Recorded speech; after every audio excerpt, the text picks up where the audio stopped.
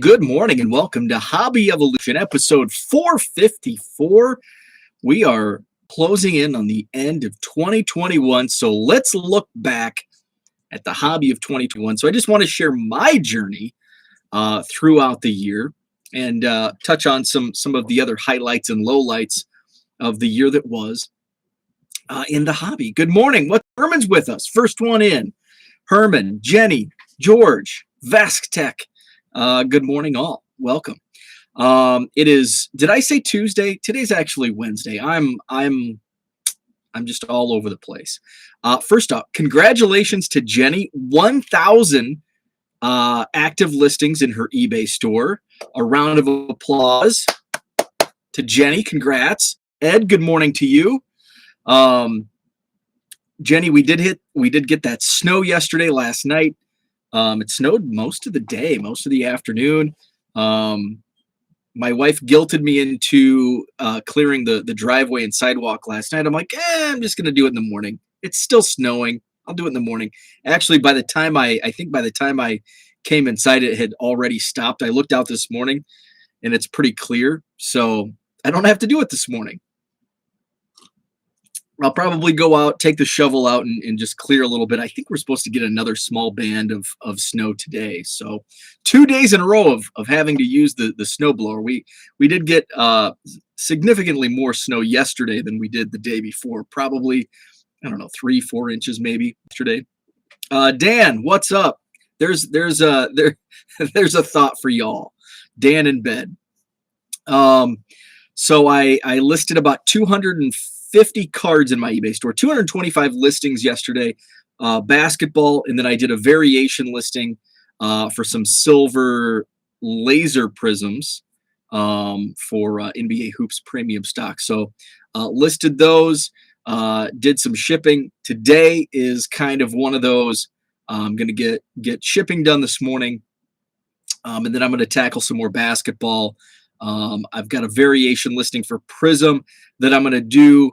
I think I'm going to price it at $1.50 per card, but if you buy like 4 or more, it's going to be 50% off, just to for set builders, because some of them are commons. They're not worth $1.50, but it's not worth it to me to sell it for 99 cents.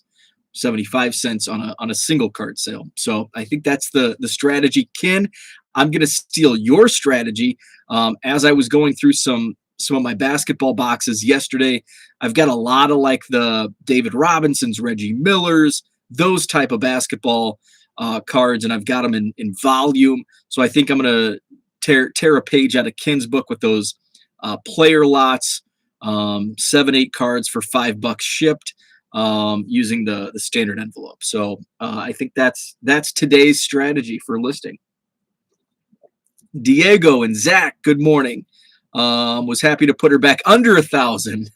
And Jeremy, good morning. So tomorrow I'm going to talk about goals. I'm going to talk about 2022 and my goals. 2 I've kind of known about for some time, but the third goal is kind of the wild card goal. And I thought about doing it. I talked it out yesterday morning.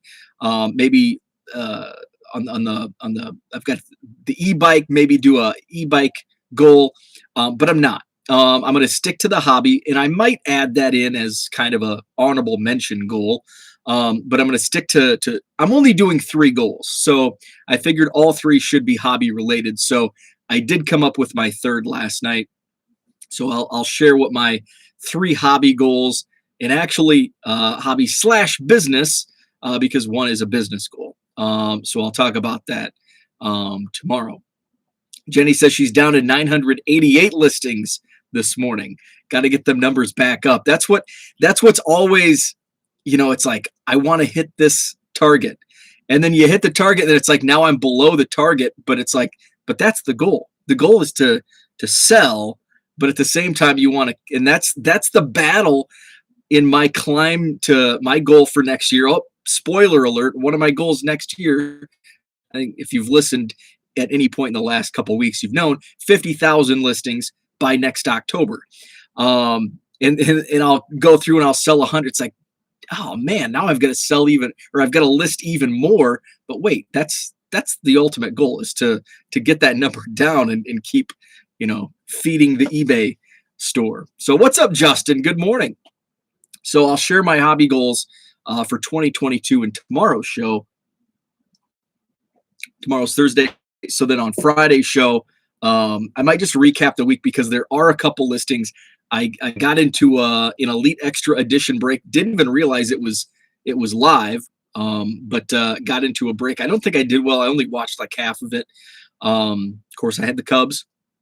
So Bowman Draft has hit the streets as well. So those are the two. These are the two, and ironically, they're always released like the same day, same week.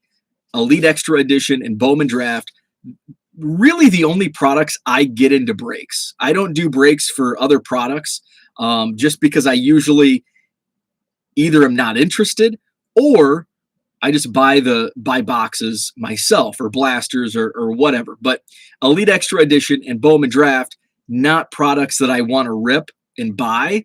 And they're not at retail, and it's not something that I don't want to spend the time going through eBay listings to buy singles. So I get into breaks. And they're fun, and they are fun to watch. I enjoyed what I did watch of the Elite Extra Edition last night. I did enjoy, seeing who was in the product, because I actually didn't, shame on me, I didn't look at the checklist until after I bought the break. But it did have, it has a decent Cubs checklist. Not, I think 18 or 19 had a great Cubs checklist because it was not loaded talent-wise, but just loaded volume-wise. There were a lot of Cubs on the checklist. This year, I think there's only 4 players on the Cubs checklist. Jenny says, I have 2,000 free listings left for December. No way I can do that in 3 days, but I'll try, absolutely. Hobby goal, buy less, get more. There you go. So let's talk year in review. And I didn't realize how great of a year 2021 was for me, personally and professionally, until I'm looking back and it's like, okay, what am I going to talk about? And it's like, well, I quit my job to sell baseball cards. That's pretty cool. I was on the Card Life TV show. That was awesome. I started a card show back in April, and it's grown from like 12 tables, our first show, to now we're looking at possibly 75 for the January show. That's January, 1 month away, the 29th of January. So I'm at 40 confirmed tables for my January show, and I haven't even begun to advertise or reach out to many of the regulars. A lot of them have already confirmed, yeah, I'll be back. I've got a few new first timers that have reached out, and they've confirmed they're in. So it continues to grow. What else? I wrote in the description. So just a lot of stuff happened. So going back to January, it's like, looking at my goals, and you can, if you didn't watch yesterday's show, I talked about how I crushed the 2021 goals. That's in yesterday's show. And going into the year, it's like, what's the year going to bring? And I think we all think like, what's this year going to be like? And sometimes we have a shitty year, pardon my language. Sometimes we just have a crap year, and it's like, I just want this year to end. I had a really bad year in it was up and down. 2016. My dad died in 2016. I mean, that's about as bad as it gets. The Cubs won the World Series. I got engaged. It was a roller coaster. My wife and I built a new house in 2016. A lot of good happened in 2016, but losing your dad is about the worst that can happen. So that was like, okay. And we went through some other, challenges through 2016. And, while good happened, there was a lot of bad. And it's like, okay, maybe 2017 is going to be better. And we got married in 2017, and that was good. And we're still married despite 2 million cards in the basement. We're still married. And then 2018 gives us another hit. My father-in-law passed away. Devastating loss there. It was fast. And 2018 was like, it was one of those shitty years where it's like, let's just get this year over with. This sucks. Maybe 2019 will be better, and it was. And 2020, 2021, we've been hit with COVID and being stuck at home, but you've got to make the best of it. And in 2020, in April of 2020, I think it was maybe 2 weeks into quarantine, or staying home or whatever you want to call it. I read somewhere, LinkedIn or one of the entrepreneurship and business articles was you don't want to come out of COVID and in this quarantine having not gained anything. And I really took that to heart. It's like, okay, I really need to accomplish something during this quarantine. And, I put all that bread into the hobby basket and focused on the hobby initially with trading card database. Ironically, the first 2 weeks I was listing my Dylan Cease collection and my Javi Baez collection on trading card database. Then all of a sudden eBay opened its doors and says, hey, we're going to give you 50,000 free listings. Come on in. And because I had already, I had an eBay store and I was at my max of 1,000 free listings, but crunching the numbers, you'll pay for them, but before you go up to the next level store. So it's like I always carried about 1,200 items in my eBay store. Now I have 50,000. Well, I have 1.5 million, 2 million cards here in the basement, many of which I can list on eBay, and that's when it all began. And, never did I think it would be, I just thought it was going to be, hey, I'm going to make some extra coin during COVID. When it comes out, I'm going to go buy an e-bike and, go to spring training and all this fun stuff, and buy whatever Cubs cards I want. Never did I think that it was going to be the beginning of going into business for myself, which happened a year and a half later, October of 2021. I didn't even think that would be the case when 2021 began in January. So January, I don't remember what Cubs convention, of course, was canceled in January. So it was a long month. Got through it. February comes along. The hobby is just absolutely booming. I mean, we're seeing prices on cards that are just insane. I'm really building up my eBay store. I'm making more money selling cards on the side as I am at my day job. And it's like the wheels are turning. Could I do this? And at the time in February 2021, it's like, no, this is not sustainable. I'm not going to be selling 99-cent cards for $5, which is, the market was on some of the stuff. This isn't going to last. Like, yeah, I got lucky. I found some Novak Djokovic rookie cards, like 15 of them that sold for $100. And, I'm finding other cards that are selling for $200-$300. This isn't sustainable because I'm going to run out of these cards that I'm finding in random boxes in my closet next to this room. But also these prices aren't going to sustain. There's going to be a correction. So I'm not going to get this lucky. And then we saw the correction.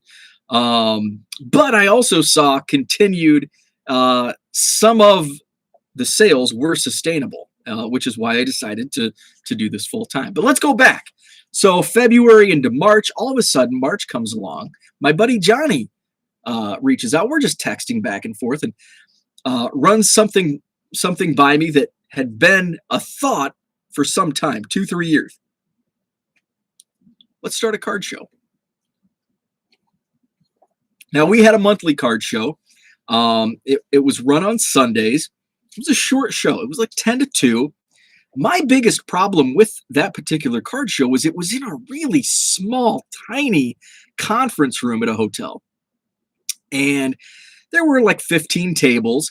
But you literally, if there's a big dude looking at cards, you literally could not get around him. Because the tables were scrunched so close together.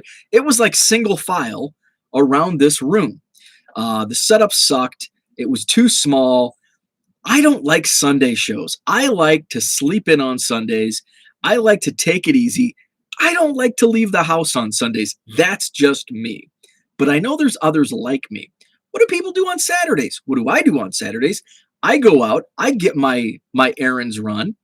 I'm out and about. I'm doing some shopping, so I don't have to do it on Sundays. And I know because I'm doing this. I know a lot of other people because the stores are packed on Saturdays. I want to do a Saturday show. I want to do it in a bigger venue because I love sifting through 25-cent boxes. You can't do it in this small show. It's the only show in Madison. I think there's room for another show. And I don't want to compete with this particular show. I just want a different type of show. So Johnny runs by.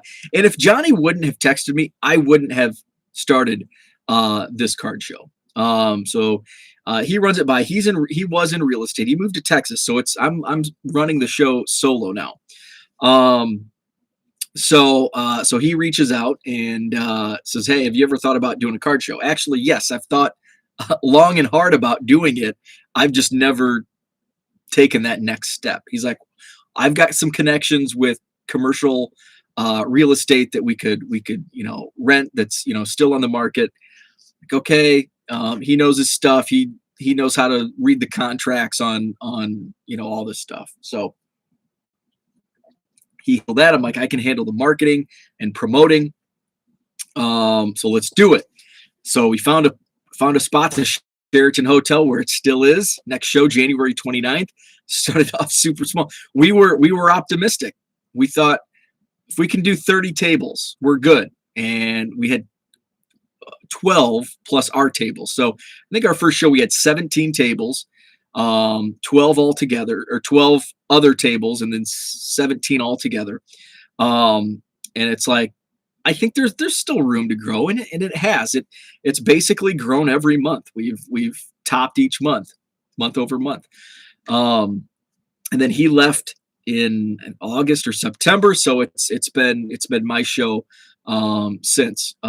So wrote the contract out. So 2022, we're booked through November. I think I'm going to add a December date because there's a need.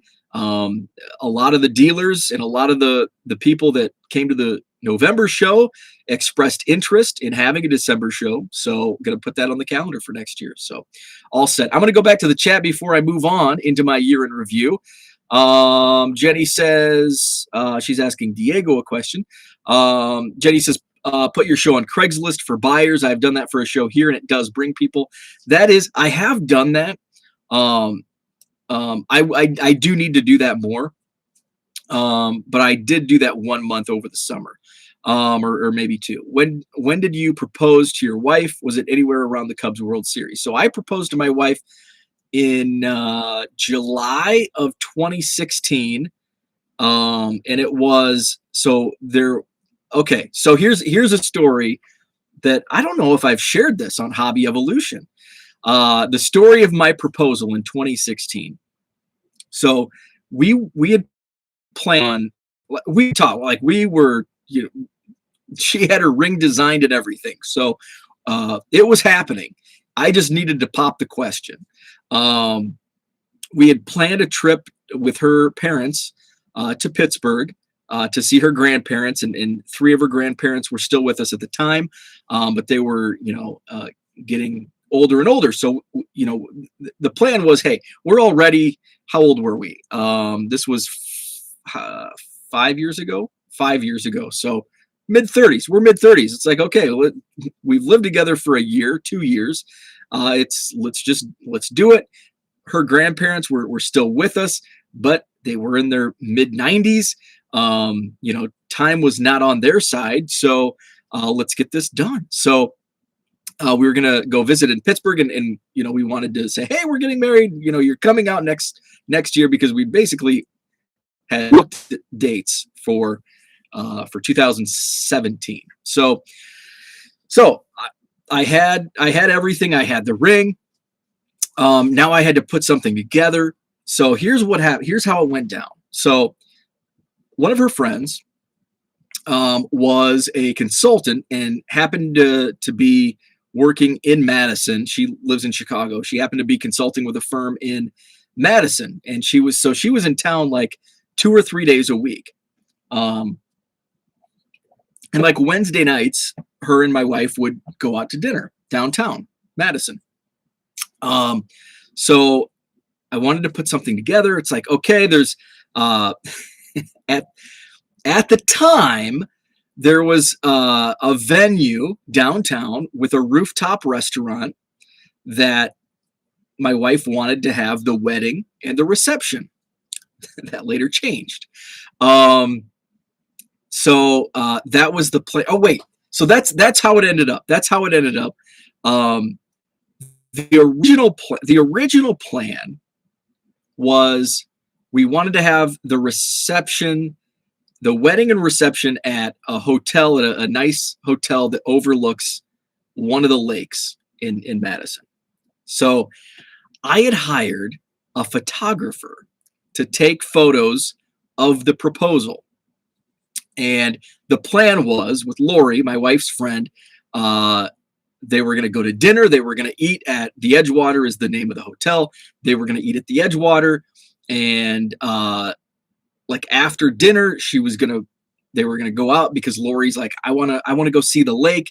And there's like a balcony that overlooks the lake. And that's where I was going to pop out and boom, propose, snap pictures. We're all good. We're getting married. Well, guess what? My wife throws a curveball and she tells Lori, their food sucks. I don't want to go. We ended up getting married there and the food was great. So she's like, no, I don't want to go there. I'm like, you just talk her into it. By the way, I had taken the photographer we had gone like earlier, like in the week to stage how everything was going to happen. And now my wife's like, no, the food sucks. I don't want to go there. Okay, plan B. Okay, we're going to do it at Sardine. It's a restaurant that overlooks the other lake. There were no reservations open for dinner. Okay, now we're going to plan C. I have a text string with Lori and the photographer, and this is like, now we're at the day of. Okay. One of the venues had a rooftop restaurant right on State Street, downtown Madison. And that was one of the venues we were looking at for the wedding. So it's like, okay, here's the plan. And remember Pokemon, I'll get into it, but that Pokemon game was popular that summer. So the plan was they're going to eat dinner and then Lori's going to be like, oh, hey, I want to go out.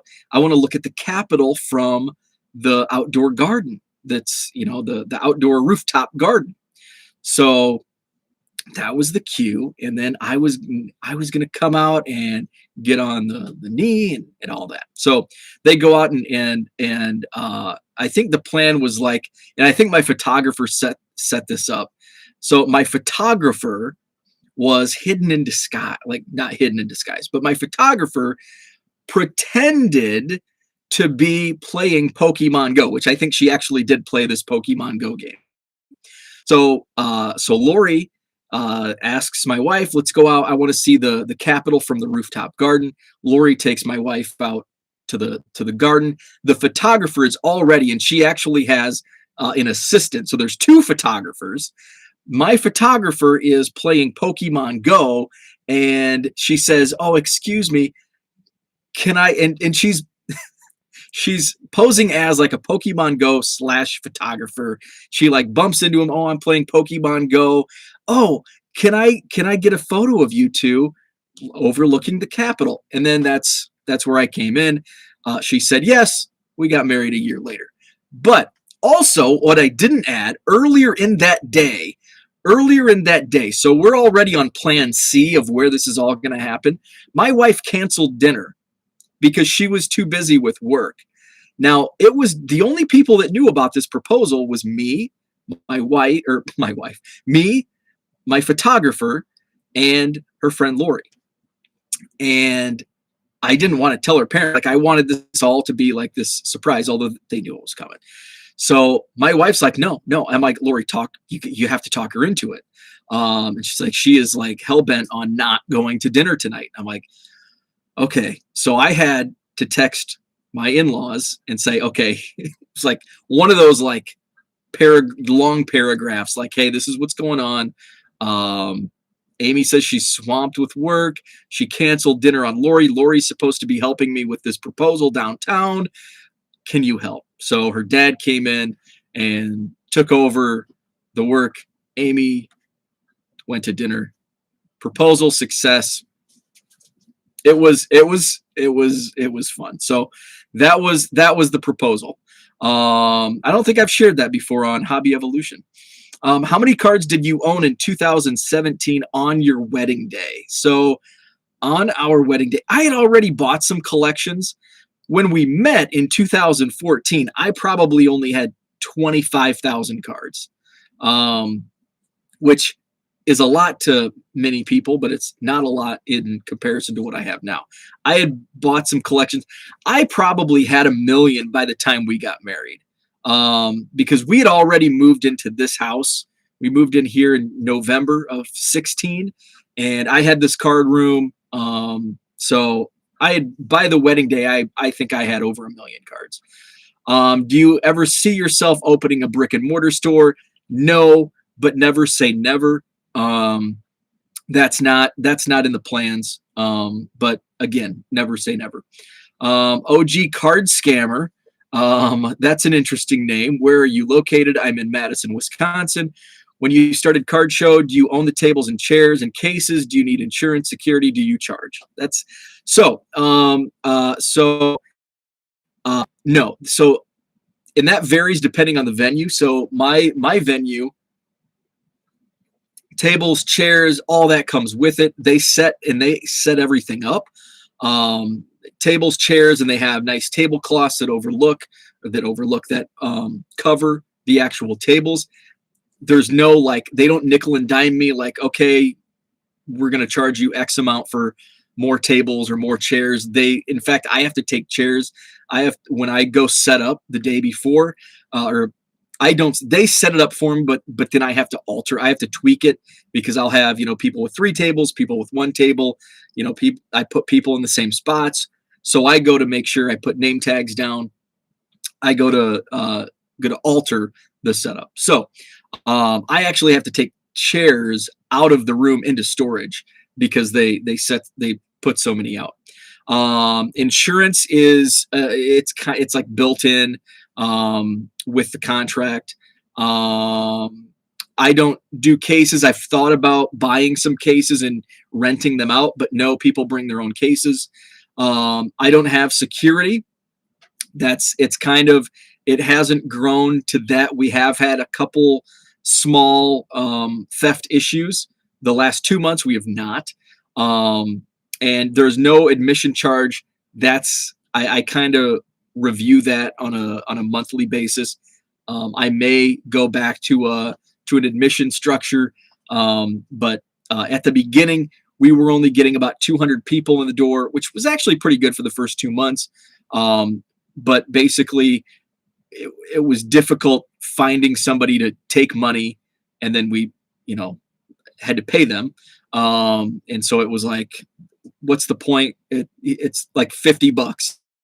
After it's done, it's $50. Let's just not have to worry about the headache of finding somebody, and just charge free admission. It might bring more people in. So that's something that is, ever evolving. I know Rich is going to bang his head on the desk. He wants me to charge $1 admission. So that's still something I'm debating. Diego, I hope to become a better trader. Yes, I am horrible at it. I'm terrible. I'm slow.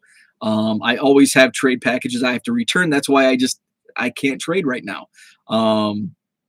Mostly because I don't have a need and my mind is constantly changing. I'm a better giver. That was for Jenny. What's up, Terry? Good morning. OG says, what do you charge to set up for a card show? So my setup, so my table costs $50 for 1 table, 2 for $80, and 3 for $100. So that's the table costs at my show, which is a little higher than most shows, but I think there's um, it's you get as many chairs as you want, which some shows you have to pay. Like you only get like one or two chairs, and if you have like quarter boxes, it's nice to have as a added benefit for your customers to have chairs so they can sit down and sift through bargain boxes. So there's benefits that come with that, $10 more that you pay from other shows. It's a very nice venue. There's a Starbucks and food available downstairs on the main floor. Nice luggage carts. It's a nice room. So I think that that goes a long way. Jenny says, don't charge. People will avoid shows that charge. I do, because why pay to get in when I might not find anything? That's kind of the wavelength I was thinking early on.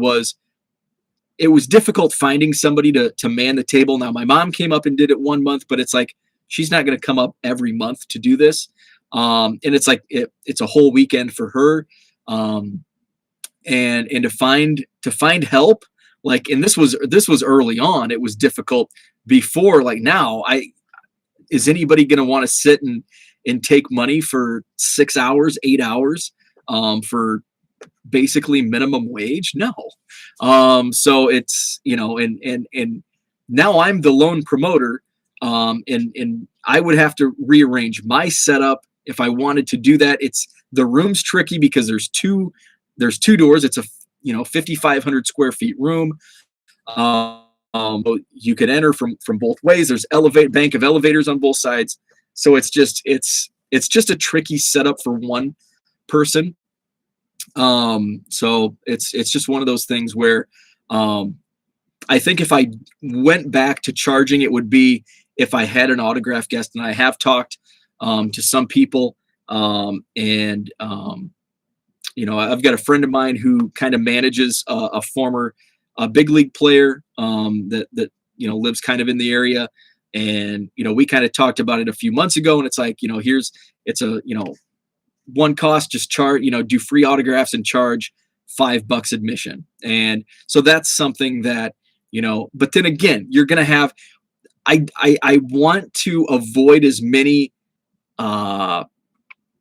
annoyances as possible, because if you bring in, if you're used to going, and here's why I don't like that idea on a per show basis, because when it comes to that, if I go to a card show that I've been going to for a year that's been free, and now all of a sudden you want $5, but I get an autograph, but I don't collect autographs, or if for me it would be like a hockey player. If there's a hockey player signing autographs, like I don't want that. Like I don't want to pay you $5 for a crappy autograph for me. But a hockey collector would be like, yeah, I'll pay $5. And I don't want to get into that where it's like, oh, they charge $5 to get in, blah, blah, blah. I want to avoid all that. And so I think I'm just going to stick to free admission. If you're trying to get extra cash, sell some bags of chips. And it's not about the money. It's not about the extra money for the show. It's most of it's just because, and this was what Rich told me. If you charge admission, you can escort people out. Like if it's a free event, you don't have that leg to stand on.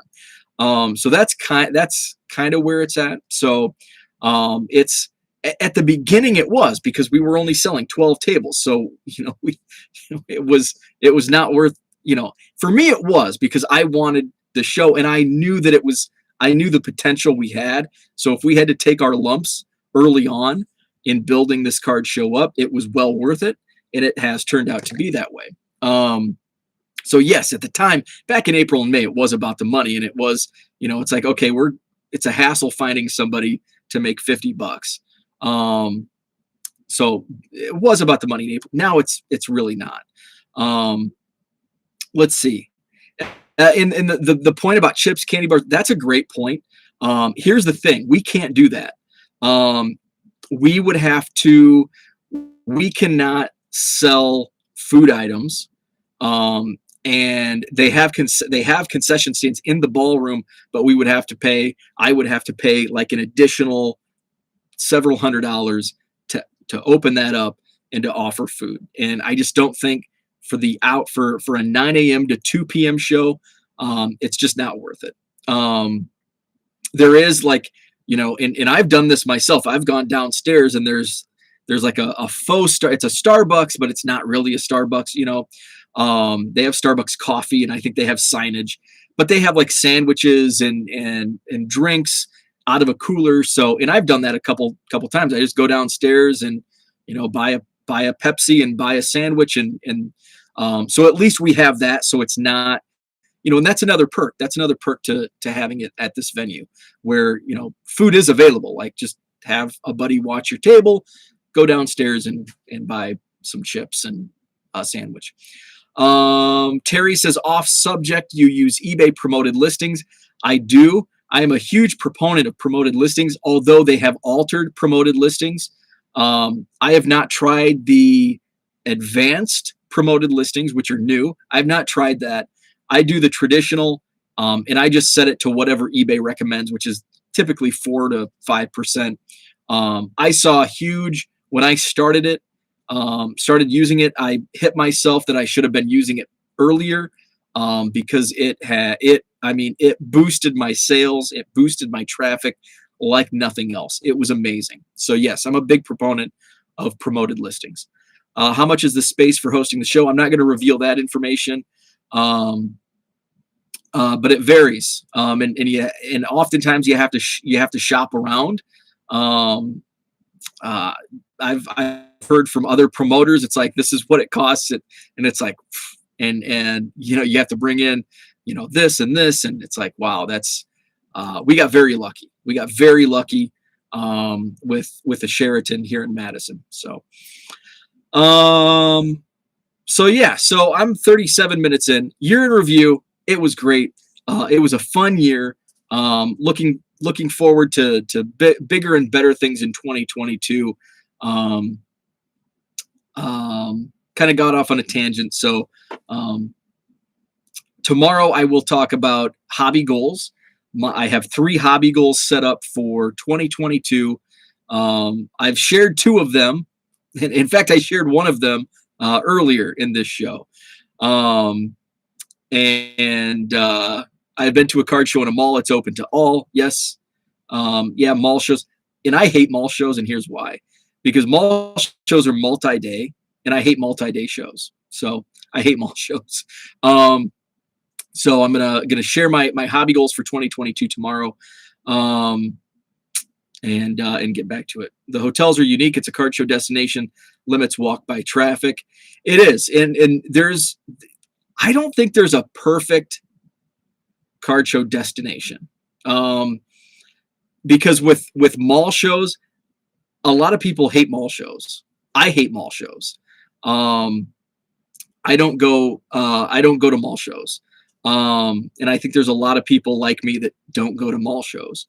And yeah, it's all about location. And my show, I don't know if there's really not like a venue walking distance. Like, for who? Walking distance for who? Like, if it's downtown, like I live on the far west side of Madison, like there's nothing within walking distance from me. And I think a lot of people are like that. But if it's in like a downtown setting, might be walking if you're already there for other things. So there's a lot of different things that go on to locations of card shows, and all that. So the hotels are unique. It's a card. Why do you hate multi-day shows? I hate multi-day shows as a seller. Now, as a buyer, I don't mind them depending on what it is. Like, if it's the National, heck yeah. If it's the Chicago Sports Spectacular, yeah. The Dells, yes. The Dells, I only go one day though. As a seller, I hate multi-day shows because I just don't have the inventory that, I have 25-cent boxes and dollar boxes. So I'm not going to pay $200 or $300 for a table and use all that time, because I can make more money. The goal, if I'm setting up at a card show, is making some money. I can make more money selling on eBay, listing cards on eBay, than I can sitting at a card show on a Friday, Saturday, Sunday, especially at a mall show. Mall shows are just, I don't like mall shows. But if it's, I've considered the Dells, but then again, it's $300, and I'm tying up a Friday afternoon, all day Saturday, all day Sunday. When it's all said and done, and you got to take into consideration your hotel costs, your travel costs, and it's like if I'm just going to if I'm just, it's just not worth it. I just love the personal interactions, meeting dealers, buyers, and sellers. That's fun. So that's what I had for today. Year in review 2021. Hopefully 2022 will be as good or better. And a lot going on in the hobby. So that's what tomorrow, talk about hobby goals. And then Friday, we'll talk just random stuff. And then no show Saturday, New Year's Day. And then we'll be back on Sunday morning at some point. So have a great day, and we'll chat tomorrow.